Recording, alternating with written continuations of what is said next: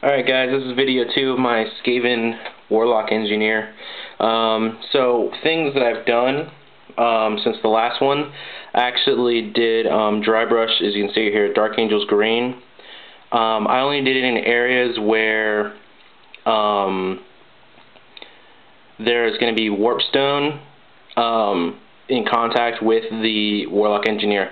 I'm probably not going to be doing it on any of the regular Skaven because they don't usually handle the warpstone. Only like the heroes really do, heroes and lords and special characters, etc. So, as you can see right here in his pistol right here, he's got like a piece of warpstone.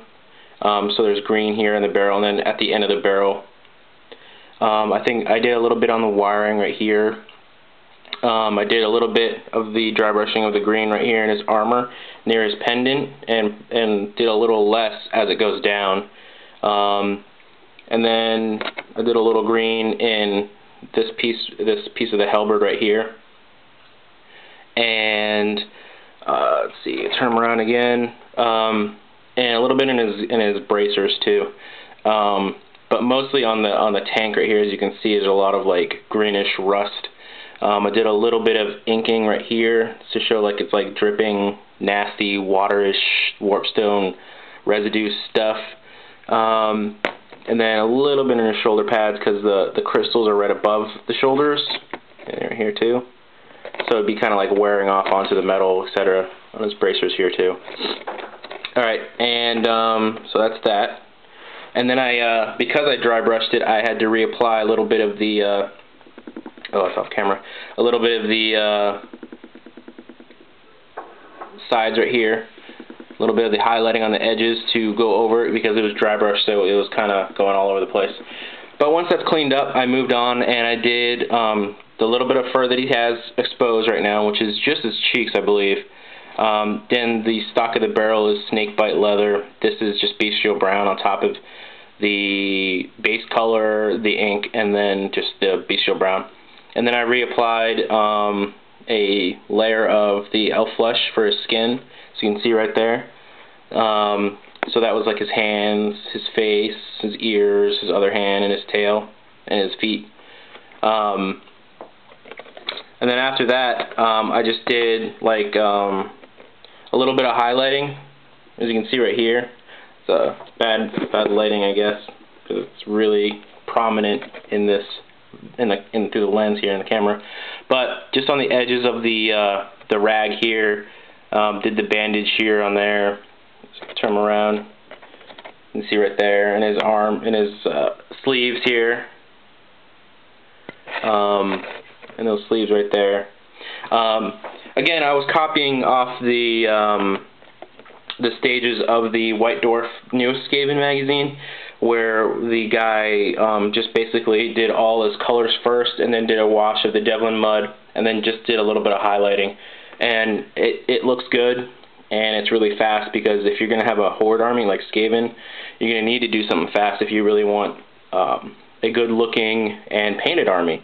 And Skaven has a lot of Skaven, so it turned out really cool. And then I did, you know, like the bleach bone for his nails back there, you can kind of see. Those are a little bit more hidden behind the little staff here. Nails on his fingers, his teeth, bandages, the skull here.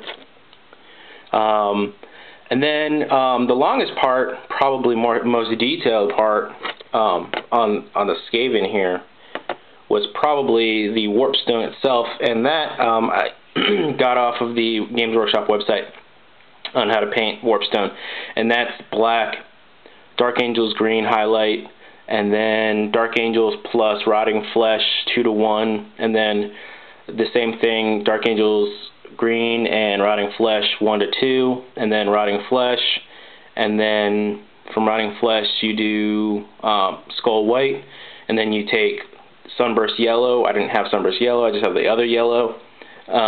Water it down, glaze it, and then let that dry, and then Thraka Green wash on top of that, and then highlight with Skull White. And it turned out really cool, just like the off the website. So yeah, let me see if I can get that for you. So as you can see, the warpstone looks really cool. You can see it in the flintlock right there, and then, you know, the two crystals right there. This one was kind of small, but it still turned out really good right on his pendant there. It's just kind of like a little bright there.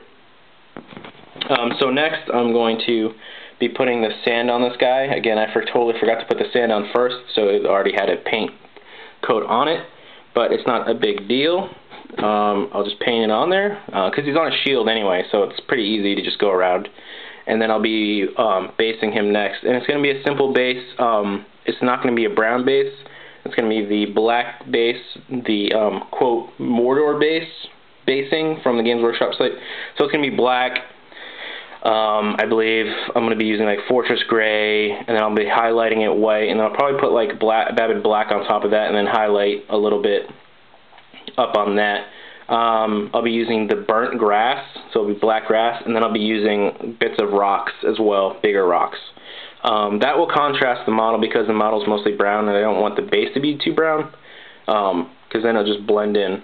But you can, if you want to, and the Games Workshop guys do it. But I wanted a different base, because all my other bases for my vampire counts and my empire and everything else are the same almost, except for my blood angels, so I wanted something different. So stay tuned for the base. This is the Skaven guy is done though.